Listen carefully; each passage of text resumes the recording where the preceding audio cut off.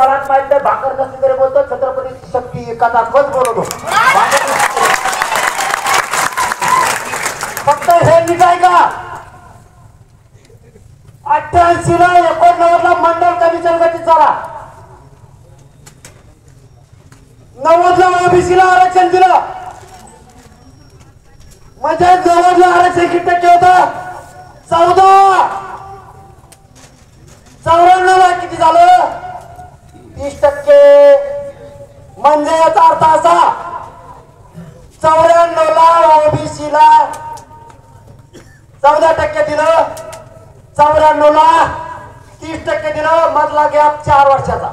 उदाहरणार्थ मी या शहागडचा रहिवासी एक रायधारा, नीट ऐका, मी शहागडचा रहिवासी एक रायधारा आणि मी म्हणलो ग्रामपंचायतला बाबा माझ्या कुटुंबात 4 सदस्य आहेत, याची ग्रामपंचायतला नोंद करा. 90 ला ग्रामपंचायतनं माझी 4 सदस्याची नोंद केली. किती? 4 सदस्याची नोंद केली माझ्या. मी 90 ला 4 सदस्याची नोंद केली. 94 ला म्हणजे 4 वर्षाने मी परत त्या ग्रामपंचायत मध्ये गेलो.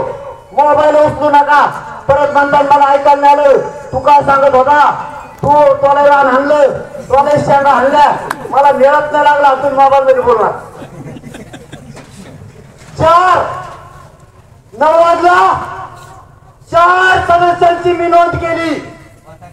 94 ला त्याच ग्रामपंचायत मध्ये मी गेलो भावांनो, आणि मी 94 ला काय सांगितलं 4 वर्षांनी माहितीये का, 60 माझ्या 60 सदस्य त्याची नोंद करा.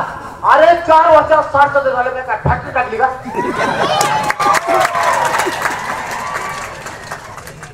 म्हणजे 90 ला 14% आरक्षण, 4 वर्षात 94 ओबीसी संख्या लगेच 60%. 4 वर्षात असं काय घडलं की 60 सदस्य 4 वर्षात झाले? काय फॅक्टऱ्या खोलल्यात काय? मराठ्यांचा आहे, कोणा पट्ट्यातल्या मराठ्यांनी एक गोष्ट लक्षात ठेवा, तुम्हाला शांततेच्या मार्गानं मी सगळे मिळून देणार आहे. फक्त तुमच्याकडे एक विनंती आहे माझी, एकदम शांतता मार्गानं आपण एक आडा बंद करा. शांतता मार्गानं आपण आंदोलन करतोय. तुम्हाला अपेक्षा एकच आहे. आणि पुन्हा एकदा आपल्या सगळ्यांना या ठिकाणी धन्यवाद देतो. जय हिंद, जय महाराष्ट्र.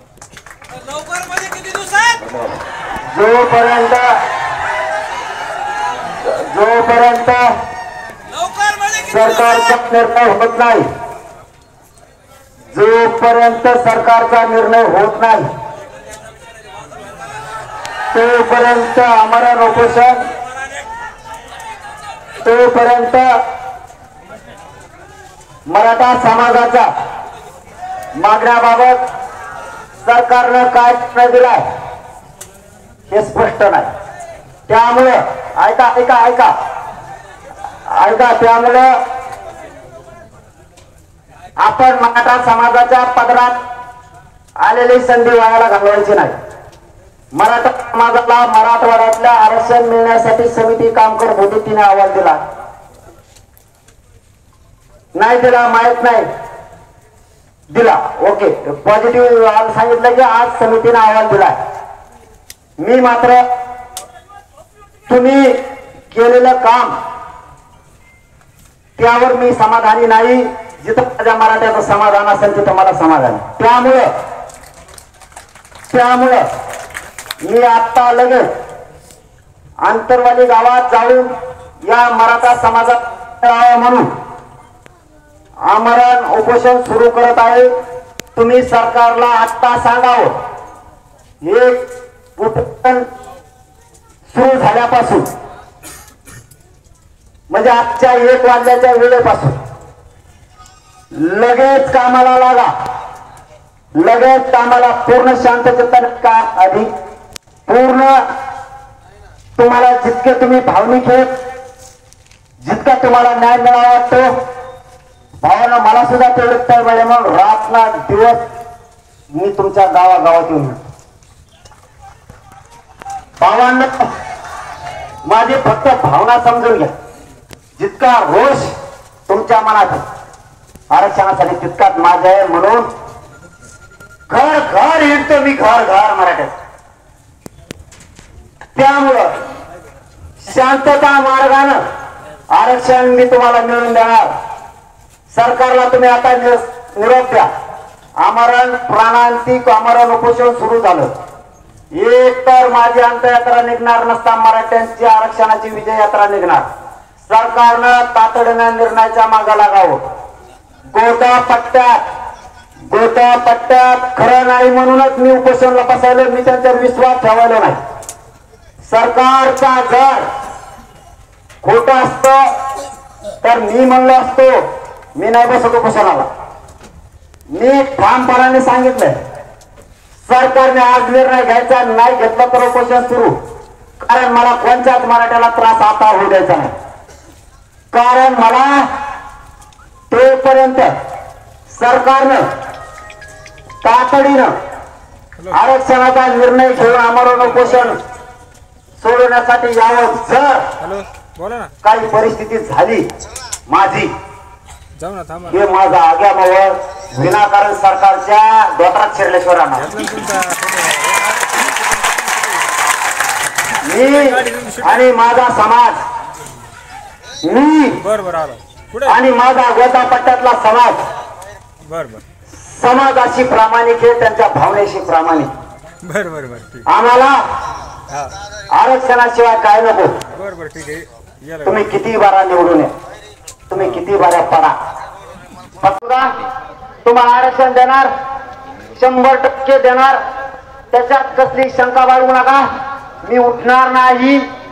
एकतर माझी अंत्ययात्रा निघल, नसता मराठ्यांच्या आरक्षणाची विजय यात्रा निघल. हे मुख्यमंत्री साहेबांनी समजून घ्यायचे आहे. मराठा बांधवांनी काही निरोप आला तरी शांततेचं जायचं. माझा शब्द मोडायचा नाही. मी तुमच्यासाठी काही करायला तयार आहे, फक्त माझा शब्द मोडायचा नाही.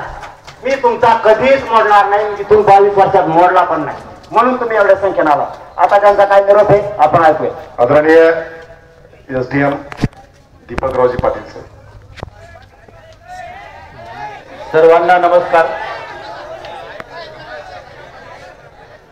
सर्वप्रथम मी आपल्या सर्व समाज बांधवांचे या ठिकाणी आभार मानतो की आपण सर्वांनी या ठिकाणी हे जे आंदोलन आहे आपण या ठिकाणी शांततेच्या मार्गाने या ठिकाणी पार पाडित आहात. त्याबद्दल मी आपल्या सर्व पदाधिकाऱ्यांचे, मनोज जरांगे पाटील साहेबांचे आणि सर्व समाज बंधू आणि भगिनीचे, या सगळ्यांचे प्रशासनाच्या वतीने आभार मानतो. या ठिकाणी जरांगे पाटलांनी जे निवेदन शासनाला दिलेलं आहे त्या संदर्भात आम्ही गेल्या 8 दिवसापासून स्वतः पाटील साहेबांशी आम्ही संपर्कात आहोत. आम्ही त्याच्याशी चर्चा करीत आहोत. स्वतः या ठिकाणी शहागडला आम्ही मागच्या येऊन गेलो. नंतर परत आमच्या एसडीओ ऑफिसला त्यांच्याशी चर्चा केली, मिटिंग घेतली. स्वतः जरांगे पाटील साहेबांशी जिल्हाधिकारी महोदयांनी जालना या ठिकाणी मिटिंग घेतलेली आहे. आणि आपल्या ज्या भावना आहेत, आपल्या ज्या मागण्या आहेत, या शासन स्तरावर त्या ठिकाणी पाठवल्या गेलेल्या आहेत.